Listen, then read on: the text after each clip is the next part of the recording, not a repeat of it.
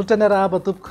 Mikisaka kely any amin'ny ilany andrefana sy amin'iny faritra atsimo iny ny orana tandrifondraona anatin'ny 2 andro manaraka. Ny faritra hafa kosa dia iamaina ny andro amin'ny akapobeny. Vokatra izay indrindra dia misongadina kokoa ny fiakaran'ny maripana saika manerana ny Madagasikara, indrindra ho an'ny afovoantany zao mety ananika eo amin'ny 3 degré. Any amin'ny faritra avaratra andrefana iny moa dia tafakatra 9 na 7 degré ny maripana ambony indrindra.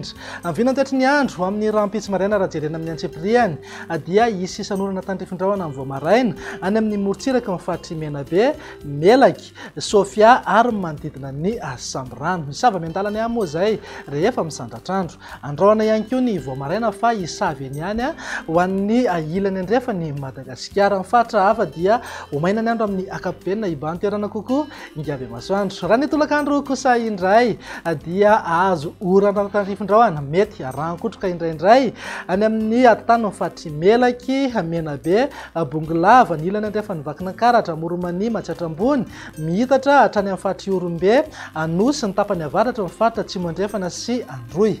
Ny faritra hafa dia homaina ny andro amin'ny akapobeny na dia somary andrahoana mety arahana orana malefaka ihany azy indraindray ny any Dianasy manodidina ny Samborano. Ny vinan'ny maripana indray dia manodidina eo amin'ny 5 hatramin'ny 3 degré zao amin'ny faritra anatiny, 2 hatramin'ny 4 degré ho an'ny morotsiraka Atsinanana. Morotsiraka andrefana moa dia saika eo amin'ny 3 hatramin'ny 5 degré. Tazantsika amin'izao fatafakatra 9 degré ny maripana ambony indrindra any amin'ny faritry Betsiboka sy Sofia.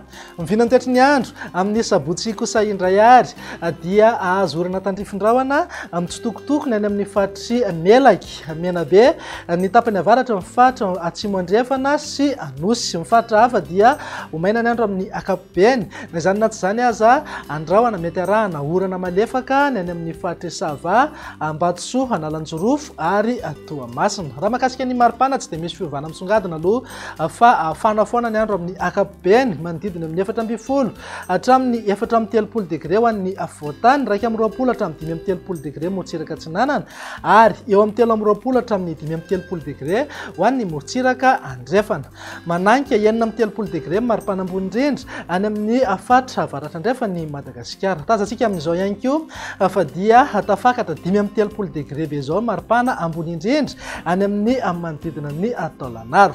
Amin'ny vinantoetry ny andro ny alahady namaranantsika sahady dia saika homaina aloha manerana Madagasikara. Na izany na tsy izany aza mety ho tantaratra eny ihany ny orana tandrifondraona any amin'ny ilany andrefany nosy iny, izany any amin'ny faritry Melaky sy ny tapany avaratra, ny faritry Menabe.